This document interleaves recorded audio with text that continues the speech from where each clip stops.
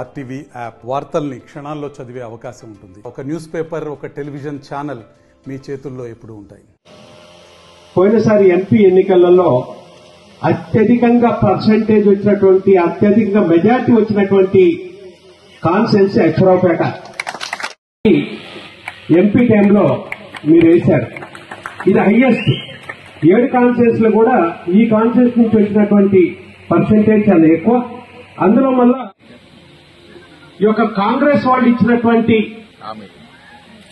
మాయ మాటలు, మోసపు మాటలు, దాంతో పాటుగా ఏదైతే గ్యారంటీలు, వారంటీలు అన్నారో అవి ప్రజలు నమ్మారు.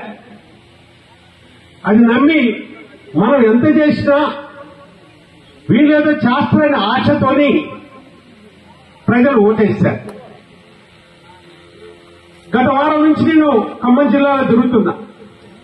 పాలేరు నుంచి మొదలుకుంటే ఇక్కడైతే కొంతవరకు మీకు పర్వాలేదు,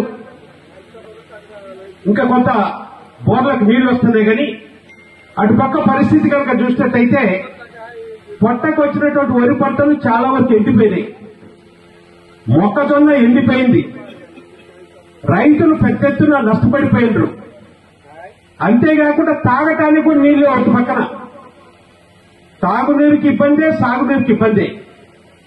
ఒక్క ఖమ్మం పరిస్థితే కాదు, ఈ పరిస్థితి చాలా వరకు తెలంగాణలో కూడా ఉంది. దగ్గర దగ్గర 15 లక్షల ఎకరాల పంట దెబ్బతిన్నదని మన నాయకుడు కూడా వచ్చినప్పుడు చాలా క్లియర్ గా అన్ని విషయాలు కూడా చెప్పాడు. 100 రోజులలోనే రైతాంగానికి, బడుగు బలహీన వర్గాల వారికి అందరూ కూడా ఇబ్బంది పెట్టే విధంగా వీళ్ళ పాలన ఉన్నది. ఆ పథకాలన్నీ కూడా అన్ని పథకాలు ఇచ్చుకున్నా, గ్రామాలలో అంత అభివృద్ధి చేసినా ప్రజలు ఎందుకో కానీ మొన్న దెబ్బలో మోసపోయారు. ఇప్పటికి ప్రజల నుంచే వస్తుంది, అయ్యో మేము మోసపడిపోయాం, మళ్ళా మోసపడ్డామని చెప్పేసి వాళ్ళు కూడా అంత మొదలు పెట్టారు గ్రామాలలో. ఒక పక్కన అభివృద్ధి, రెండో పక్కన సంక్షేమ పథకాలు. మన రాష్ట్రంలో తెలంగాణలో పెట్టిన సంక్షేమ పథకాలు భారతదేశంలో ఏ రాష్ట్రాలు కూడా లేవు. మీ అందరూ ఆశీర్వదించి మంచి మెజార్టీ ఇచ్చి నన్ను పార్లమెంట్ పంపితే పార్లమెంట్ లో కూడా చాలా సార్లు మన రాష్ట్రంలో జరుగుతున్నటువంటి అభివృద్ధి, మన రాష్ట్రంలో ఇస్తున్నటువంటి సంక్షేమ పథకాలు కూడా అన్ని కూడా చాలా సార్లు పార్లమెంట్ లో చెప్పినా. పార్లమెంట్ చెప్పడమే కాకుండా పార్లమెంట్ లో ఒక క్వశ్చన్ కూడా వేసిన, అయ్యా భారతదేశంలో ప్రతి ఇంటికి నీళ్లు ఇచ్చేటువంటి రాష్ట్రం ఏంటి, పెద్ద రాష్ట్రాలలో చెప్పండి అంటే దానికి పార్లమెంట్ సాక్షిగా వాళ్ళు ఇచ్చినటువంటి రిప్లై ఏంటి అంటే, ఒకే ఒక రాష్ట్రం 100% అందరికీ కూడా తాగునీరు ఇచ్చినటువంటి రాష్ట్రం తెలంగాణ రాష్ట్రం అని పార్లమెంట్ లో చెప్పారు. పంటలు పండుతున్నాయి. ఈ పంటలలో అన్నిటికంటే వరి ధాన్యం ఎక్కువ పండేటువంటి రాష్ట్రం ఏంటి అని అడిగితే మళ్ళా అదే రిప్లై ఇచ్చారు, తెలంగాణ రాష్ట్రం అత్యధికంగా వరి పండుతుందని.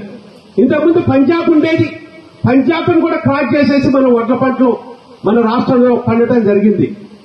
మిగతా రాష్ట్రాలతో చూస్తే, వైశాల్యంలో చూస్తే మనం 4వ వంతు కూడా లేవు. మళ్ళీ ఇప్పుడు ఈ మధ్యన ఒక కొత్త పాట మొదలు పెట్టారు, ఇవన్నీ అమలు కావాలంటే ఎంపీలు గెలిపియండి. ఇది ఒక మొండేవారు అని ఎంపీలు గెలిచినాక మనకు మొండి చేయి చూపెట్టి దొబ్బేయచ్చు ఒక 5 సంవత్సరాలు అని అనుకుంటున్నారు.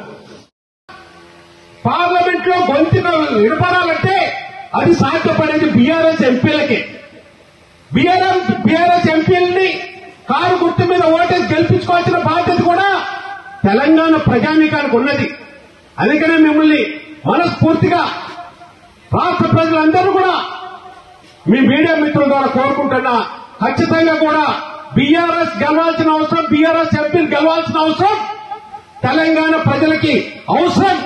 అందుగురించే అందరూ ఆశీర్వదించాలి వాళ్ళకి అనుకుంటున్నా. మరిన్ని వీడియోస్ కోసం ఛానల్ ని సబ్స్క్రైబ్ చేయండి. లేటెస్ట్ అప్డేట్స్ కోసం వాట్సాప్ ఛానల్ ని ఫాలో చేయండి. అండ్ లింక్ డిస్క్రిప్షన్ లో ఉంది.